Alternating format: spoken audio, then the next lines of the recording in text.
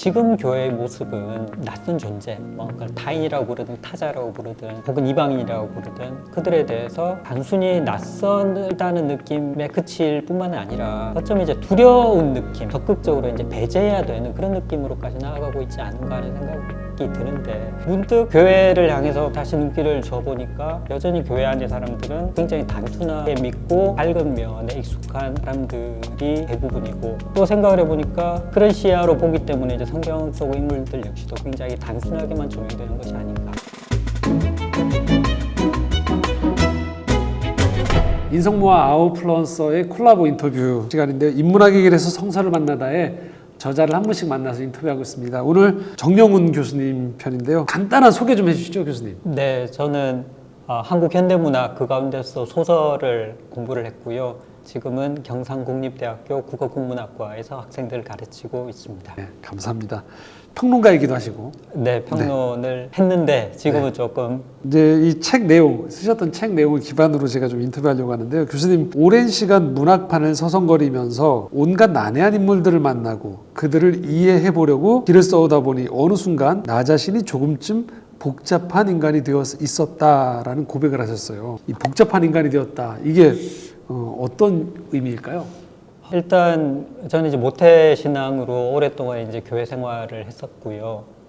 그리고 이제 저는 이제 고신교단에서 쭉 신앙생활을 했거든요. 어렸을 때부터 귀에 못이 박히도록 들었던 이야기가 신사참배 반대에 관한 어떤 역사적 유산들, 주일성수 같은 그런 것들, 그 속에서 아마 이제 쭉 신앙생활을 해왔기 때문일 텐데, 사실 저 개인적으로 느끼기에 교회에서 생각하는, 교회 공동체 안에서 생각하는 사람들은 굉장히 좀 단순하거든요. 단순하게 믿고 성경에서 선호하는 그 인물들의 어떤 모습들, 성격적인 모습들이라고 하는 것은 밝고 온유하고 겸손하고 이런 등등의 모습인데, 그런 것들에 이제 익숙해진 채로 대학에 들어왔고 또 문학 공부를 하고 특히 이제 소설 작품을 읽었을 첫 느낌은 너무나도 이들 인물을 이해하기 어렵다는 것이었어요.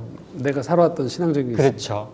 너무 난해하기도 하고요. 또 어떤 인물들이 선택하는 그 행위들이 저에게는 잘 납득이 안 되는 것이죠. 도덕적으로 옳지 않은 행동을 하기도 하고요. 그리고 그 가운데는 자본주의 사회에서 긍정한 그런 인물들과는 굉장히 다른 게으르거나 아니면 지극히 나태하거나 이런 인물들, 도덕적으로 흠결이 많은 인물들, 그리고 경우에 따라서는 어떤 인물들은 누군가 자기가 애착을 느끼는 상대가 도덕적으로 타락해가는 그 과정을 중지시키기 위해서 그를 죽이는 그런 행위를 하거나, 아니면 보통 사람들은 생에 대한 의지가 강하게 끌어넘치는 상태에서 삶을 살아가는데 어떤 사람들은 처음부터 그런 의지가 전혀 없는 거죠. 왜 사는지 알 수도 없고, 그런 가운데서 내가 살아야 한다면 그 살아야 하는 이유가 무엇인지 끊임없이 묻고 근근히 살아가는 그런 인물들이 도처에 깔려 있는 거죠. 일단 그런 인물들을 만나신 네, 거죠. 네. 일단 저는 작품을 읽었을 때 작가가 이들 인물에 관해서 썼다면 이들 인물을 긍정하고 있다는 뜻으로 이해를 하면서 읽기 시작을 하는데, 저는 잘 긍정하기가 어렵다라는 거죠.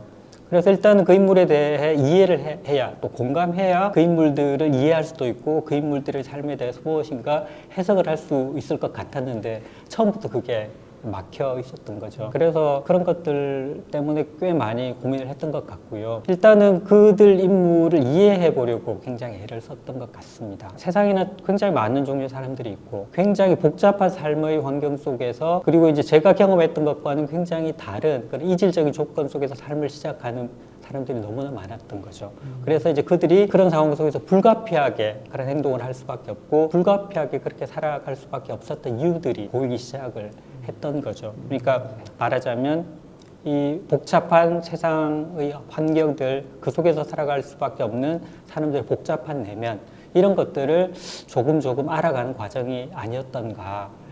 그 과정이라고 하는 것을 거꾸로 생각을 하면 교회 안에서만 보아왔던 사람들과는 다른 사람들, 어쩌면 더 넓게 존재하는 그런 사람들이 제 시야에 들어오게 되었던 것 같습니다. 그 과정이 좀 많이 힘드셨을 것 같은데요. 힘들었죠. 그 과정이 꽤나 힘들었고요. 그런데 이제 그러다 보니까 어느 순간 그런 복잡한 인간의 내면을 이해하는 과정 속에서 문득 교회를 향해서 다시 눈길을 줘보니까 여전히 교회 안의 사람들은 어쨌거나 굉장히 단순하게 믿고 밝은 면에 익숙한 그런 사람들이 대부분이고, 또 생각을 해보니까 그런 시야로 보기 때문에 이제 성경 속 인물들 역시도 굉장히 단순하게만 조명되는 것이 아닌가. 단순하게 조명된 그 성경 속 인물들의 삶을 근거로 해서 우리 복잡한 현실 속 사람들의 삶을 비추려고 하고 그 가르침을 주려고 하고 삶의 방향성을 주려고 하다 보니까 어느 순간부터는 그 교훈이 우리가 살고 있는 이 삶의 환경 속에서 우리에게 정말 의미 있는 그런 교훈이거나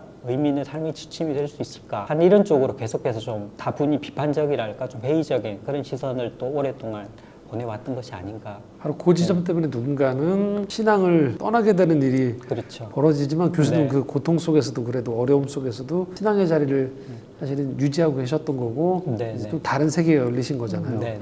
그렇게 해서 보신 이 성경 속의 인물들이 어떻게 달리 보이셨나요? 저는 이제 아무래도 문학하는 사람이다 보니까 그런 생각을 하게 된 것 같은데요. 소설을 읽던 그 시각으로 가령 이제 뭐 구약 인물들 이야기를 읽으면 중간에 여백이 너무 많은 거예요. 그러니까 어떤 삶의 순간순간 사이가 사실은 시간적으로도 굉장히 거리가 있고 그 사이는 소설이라면 해명해야 될 수많은 어떤 사건들이 연쇄가 있어야 되겠지만 그거 다 건너뛰고 짧게 이제 연속이 되어 있는 거죠. 그래서 이제 그 비어 있는 그 여백에 대한 질문들은 이제 계속 던졌던 것 같습니다. 그들 인물에 대한 해석을 할 때 마치 그 여백이 없는 것처럼 이해하고 아니면 그 여백을 채워 넣으면서 읽긴 읽는데 그 방식이 꽤 좀 단순하지 않았던가. 예를 들면 하나님께서 아브라함에게 고향 땅을 떠나라라고 말씀을 하시고 그 이후에 이제 아브라함이 떠나는데 그 둘 사이는 제가 느끼기에는 시간적으로 거의 간극이 없거나 아니면 굉장히 짧게만 이해되고 있단 말이에요. 그렇기 때문에 거기에서 이제 부수적으로 따라오는 어떤 교훈적인 메시지는 신앙이라고 하는 것을 이렇게 단순하게 반응하는 것이다 라고 하는 그런 가르침이죠. 그러니까 말씀하시면 순종하는 거다. 네, 그렇죠. 그럼 즉각적으로 이제 반응을 해야 되는 거예요. 반응을 하더라도 그 시간적 길이가 너무 길어서는 안 돼요. 그거는 이제 불순종이거나 그 시간적 지체 때문에 화를 입거나 이런 식의 또 메시지들이 나오는 거죠. 그런데 이제 제가 읽었을 때는 그게 정말 시간적 간격이 그렇게 짧았던가? 이게 사실은 채워넣기를 통해서 이 이야기를 읽으면 보기에 따라서는 해석하기에 따라서는 시간적으로 굉장히 지체가 되었고 그렇다면 그 지체되는 시간 동안 아브라함에게 있었던 일들은 무엇이고 아브라함이 그 주어진 약속에 반응하기 위해서 어떤 성찰의 과정이나 어떤 질문과 대답의 과정이 있었던가 이렇게 이제 물어나가기 시작을 하면 사실은 성경 속 인물들도 마냥 그렇게 단순하게만 굉장히 빠르고 즉각적으로 나온 반응이 아니라 시간적으로는 굉장히 긴 그 흐름 속에서 묻고 성찰하고 다시 한번 되묻고 하는 과정이 있지 않았을까. 분명히 한국교회 현실 안에서의 요것들의 교수님 길을 찾아가는 과정들을 안내할 수 있는 내비게이션들이 안내자들이나 조언자들이 많진 않았을 것 같긴 한데 사실 저는 이제 제 나름의 어떤 소명의식을 느낀 채로 문학을 시작을 했거든요. 지금 생각을 해보면 이게 좋은 일이었는지 아닌지 모르겠는데 그것 때문에 이제 불가피하게 해야 됐던 여러 고민들이 있었던 것 같아요. 그리고 이제 교회에는 강영한 교수님이 교회 이제 집사로 그리고 나중에 또 장로로 이렇게 계셨는데 강영한 장로님이 저에게는 굉장히 좋은 스승이기도 했고요. 그리고 이제 그 철학하는 분이 좋은 신앙인으로 교회 안에 이제 하나의 모범된 신앙인으로서 같이 있었기 때문에 제가 소명으로 삼았던 이 일이 신앙인과는 아무 관련이 없는 그런 일이 아니라 성숙한 그리스도인으로 살아가는 이 일과 동시에 이 한문하는 일 또는 문학하는 일이 상관이 있겠다라고 하는 어떤 확신을 자연스럽게 갖게 된 계기가 되지 않았나. 그러면 교수님 지금 아마 교수님 같은 고민을 하고 있는 분들이 분명히 있을 것 같아요. 이제 교수님 표현으로 치면 두 언어 사이잖아요. 교회의 언어와 우리가 살아가는 세상 안에서 이 언어의 두 언어 속에서 고민하고 갈등하고 있는 사람들이 분명히 있을 것 같은데 어떤 얘기 좀 해줄 수 있을까요?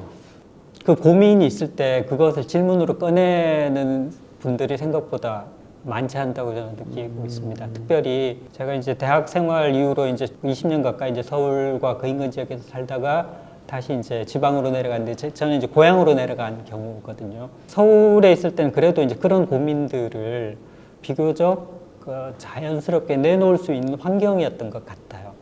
그러니까 이제 그게 선교단체, 제가 있었던 선교단체나 아니면 교회만의 좀 예외적인 상황이었을 수는 있는데 그런 질문을 던지는 것이 자연스러운 일이었는데 아무래도 이제 그렇지 않은 대부분의 교회들에서는 이런 질문을 품는 것 자체가 믿음 없음으로 이렇게 여겨지는 그런 경향이 짙은 것 같습니다. 그래서 분명히 내면에 그런 고민이 있을 텐데 꺼내놓지 않는 거죠. 그렇기 때문에 이제 그런 질문을 품고 있는 사람을 만나면 굉장히 반갑고요. 그러면 이제 대화의 상대가 되곤 하는데 많은 경우에는 그런 질문이 없거나 아니면 질문이 있더라도 꺼내놓지를 않죠. 근데 질문을 하지 않는 사람들, 고민하지 않는 사람들에게 애써 그런 고민을 하게 만드는 것이 마냥 좋은 일일까라는 의문도 저는 갖고 있거든요. 그냥 뭐 단순한 삶이긴 하지만 좋은 신앙인으로서 바람직하게 이제 살고 있는데 거기에 이제 불필요한 어떤 고민거리를 던질 필요는 없잖아요. 근데 혹 그런 질문을 품고 있는 누군가가 있다면 저는 그게 굉장히 좋은, 신앙적으로도 그 질문을 답하는 과정 속에서 좋은 그리스도인으로 자라갈 수 있는 그런 기회라는 생각이 들어서 그런 고민들을 피하지 말고 자기의 고민으로 또는 그 고민에 답하기 위해서 후반에 어떤 좋은 신앙 선배들이 남겨놓은 글도 있고 또 성경도 있고 또는 그와 관련된 여러 기회들이 있기 때문에 그런 것들을 찾아 나서 보는 과정까지 거친다면 아마 그 질문이 훨씬 더 유익한 결과로 돌아오지 않을까 하는 생각을 해봅니다. 저도 충분히 교수님 말씀에 동감하는 게 우리가 천편일적으로 보이지만 조금만 질문의 씨앗을 꺼트리지 않고 죽여버리지 않고 살리면 거기에 맞는 또 굉장히 좋은 책들과 스승들, 동료들이 사실 굉장히 많거든요. 근데 많은 분들이 그 지점을 안 가고 그냥 바로 신앙을 저버리는 경우들이 있는 것 같아서 교수님 말씀에 저도 아주 전적으로 동감하는 그런 입장인 것 같습니다. 이 방송을 보신 분들 중에서 좀 추천해주고 싶은 그 저자, 책이 있다면 어떠실까요? 문학을 전공하신 분 입장에서. 네, 일단 그러니까 문학을 공부하는 사람들은 좀 예외적인 지점이 있는데, 그러니까 이제 학문적인 대상으로 문학을 다루기도 하지만 문학 작품 자체를 읽는 독자이기도 하잖아요. 그래서 학문적으로 추천할 만한 뭐 저자나 책도 있지만 일단 작품으로서 혹은 작가로서 추천을 해보자면 저는 개인적으로 이승우 작가의 작품을 굉장히 좋아합니다. 글도 이제 몇 편 쓰기도 했었고 특히 이제 그리스도인 독자에게는 이 작가 자신이 신학을 하기도 했고 그리고 이제 의도적으로 그런 것을 드러내거나 혹은 이승우 작가의 작품 전부가 다 그런 주제를 성찰하고 있는 것은 아닌데 그렇지만 읽다 보면 신학적인 주제, 신앙적인 주제와 연결되어 있는 그런 책들도 많기 때문에 저는 그리스도인 독자들에게는 이승우 작가 이야기를 종종 하는 편입니다. 그 중에 만약 한 권의 책을 권해주신다면? 굉장히 많은데 그 최근에 이제 비교적 최근이죠. 워낙 이제 매년 성실하게 작품들을 많이 내는 작가여서요. 일종의 이승우 작가 버전의 창세기라고도 할 수 있을 사랑이 한 일이라고 하는 5편의 작품이 묶여 있는 그 책을 추천하고 싶은데요. 그 가운데서 저는 이제 이삭의 이야기인 허기와 탐식이라고 하는 이 작품을 좋아하는 편입니다. 그러니까 아까 왜 제가 성경 속 인물의 삶에도 그게 이제 굉장히 복잡함이 있는 그러니까 이제 사실 성경 속 인물도 그 삶이 하나의 층, 하나의 레이어만 가지고 있다고 생각하지 않거든요. 그렇죠. 근데 이제 이삭을 통해서 이제 그 부분을 좀 재미있게 풀어내고 있는 것 같아요. 그러니까 이삭이 생애 말년에 아들을 불러서 축복해 주겠다고 하고 그러기 위해서 이제 먹을 것을 사냥을 해서 요 음식을 해와라 이렇게 이야기를 하잖아요. 그러니까 이 한 대목이죠. 어쩌면 출발점은. 그러니까 이삭에게 있는 이 탐식, 이걸 일종의 탐식으로 이제 보고 있는 거죠. 이 탐식은 평생 채울 수 없었던 거기와 이제 연결을 짓고요. 그리고 이제 거기에는 아무래도 이제 아버지 아브라함이 자기를 제물로 바치려 했던 그 사건으로까지 이제 올라가는데, 저는 이제 이 소설을 읽으면서 이런 상상을 한번 해보는 거죠. 이 소설을 통해서 그려진, 허구일 수는 있지만 이 소설을 통해서 그려진 이삭이라고 하는 인물은 우리가 보통 교회에서 등장하는 인물 상하고는 굉장히 다른 거죠. 왜냐하면 평생을 채울 수 없는 거기를 안고서 살아왔다는 뜻이 되니까. 근데 이제 이것은 신앙적으로 조명하기에 따라서는 별로 성숙하지 못한 그런 걸 수도 있잖아요. 그러니까 이삭은 순종적인 사람 이렇게 이제 이야기 되어 왔지만 그 하나만 거의 남죠. 네, 이 소설이 조명하고 있는 이삭의 모습은 그렇지가 않은 거죠. 평생의 허기. 이것은 보기에 따라서는 의심이거나 신앙적 회의거나 이렇게 느껴질 수도 있지만 저는 그런 어떤 이제까지 보지 않았던 그런 층을 그 인물에게서 이렇게 끼워 넣음으로써 이삭이라고 하는 인물뿐만이 아니라 신앙을 가진 사람이 살아가는 삶 속에서 어떤 물음을 품고서 그리고 그 물음에 대답하는 과정에서 어떤 독특한 종류의 인간으로서 살아가게 되는지 그런 거를 보여주었다는 점에서 좀 뭐 이승우 작가의 여러 작품들이 다 좋지만 아까 이제 제가 이야기했던 그 맥락에서는 이런 종류의 상상력이 성경 인물을 좀 다층적으로 다채롭게 보게 만들면서 우리가 가지고 있는 신앙에 대해서도 다시 한번 물어보게 만든다는 그런 측면에서 특별히 좀 기억에 남는 것 같습니다. 교수님 말씀대로 복잡한 사람이 되겠네요. 네, 네. 그렇죠? 하지만 복잡해지는 거죠. 그 복잡해진다라는 게 우리가 볼 수 있을 삶의 진실에 좀 더 다가갈 수 있는 그런 기회를 제공하지 않나 싶고요. 네. 저희 공통 질문 중에 하나가 있는데요. 그 전문가, 전공자 입장에서 보셨을 때 한국 교회 또는 사회가 어떤 방향으로 좀 나갔으면 좋겠다라는 그런 바람을 좀 얘기해 주시면서 저희 오늘 인터뷰 좀 매듭을 좀 지었으면 좋겠는데. 네, 저는 그리스도인들이 소설을 좀 많이 봤으면 좋겠다. 영화도 좀 많이 봤으면 좋겠다. 이런 생각을 합니다. 왜냐하면 소설을 많이 봤으면 소설도 많이 보고 영화도 많이 보고 왜냐하면 소설이나 영화 그리고 이야기 종류로 묶을 수 있는 그런 작품들이 사실은 수많은 종류의 인간들을 다양한 인간들을 사실은 보여주거든요. 그리고 이제 뭐 제가 했던 그 고민의 과정이기도 하지만 일단 그 작품을 이해하기 위해서는 그 속에 있는 인물들을 이해를 해야 되는데 이해를 하기 위해서는 사실은 공감을 해야 되거든요. 처음부터 거부감이 생기면 그들을 이해하는 것도 어렵고 그들의 삶이 어떤 의미가 있는지도 사실은 해석하기가 어려운데 이 공감하는 것들이 좀 필요한 것 같습니다. 그러니까 나와 다른 사람들을 만났을 때 즉각적으로 오는 그런 낯선 느낌이나 거부감은 어쩌면 좀 자연스러운 것일 수는 있는데 그렇지만 이 낯설음의 정체가 뭔지 왜 이렇게 다른 모습으로 있을 수밖에 없는지를 이해하는 과정이 필요하다고 생각을 하고요. 사실은 예수님은 당시에 그 죄인으로 매도되고 전혀 일절 관계를 맺고 싶지 않았던 수많은 사람들을 다 이렇게 두루 초청을 하기도 하고 그들의 초대에 응하기도 하고 이러셨잖아요. 거기에 비하면 지금 교회의 모습은 낯선 존재, 뭐 그걸 타인이라고 부르든 타자라고 부르든 혹은 이방인이라고 부르든 그들에 대해서 단순히 낯설다는 느낌에 그칠 뿐만 아니라 어쩌면 이제 두려운 느낌, 그래서 적극적으로 이제 배제해야 되는 그런 느낌으로까지 나아가고 있지 않은가 하는 생각이 드는데 사실은 이제 소설을 읽거나 영화를 보는 그 과정이 앞서 말씀드렸던 것처럼 그 인물을 공감하는 그 공감하는 어떤 능력들을 길러주는 그런 측면이 있고 이해할 수 있게 하거든요. 그러니까 딱 낯선 면만 보았을 때는 이해하기가 어렵지만 그들 배후에 어떤 삶이 있었는지 어떤 이야기가 있었는지를 같이 우리가 경험하면 조금 더 이제 그들을 이해할 수 있는 폭이 넓어지기 때문에 그런 만큼 교회가 애초에 이제 예수님이 그 타인들 수많은 어떤 이방인들을 두루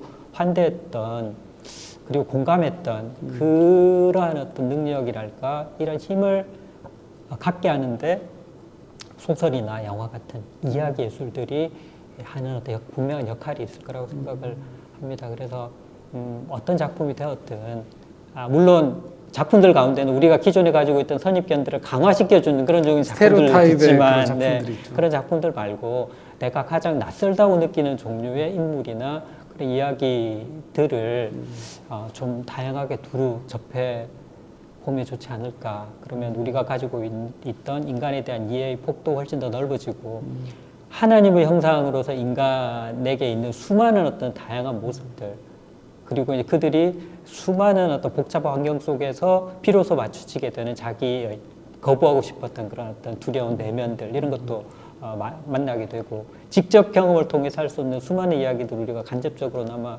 경험할 수 있기 때문에 저는 다른 무엇보다도 소설을 그리고 영화를 드라마를 좀 읽고 보고 했으면 좋겠다 이런 생각을 해봅니다. 교수님 말씀대로 한다면 좀 더 한국 교회 안에 구원과 어떤 하나님 나라의 이야기들이 좀 더 많이 풍성해지고 좀 네, 네. 다양해지지 않을까라는 기대를 가져봅니다. 긴 시간 또 귀한 얘기 감사합니다, 교수님. 네, 감사합니다. 감사합니다. 네.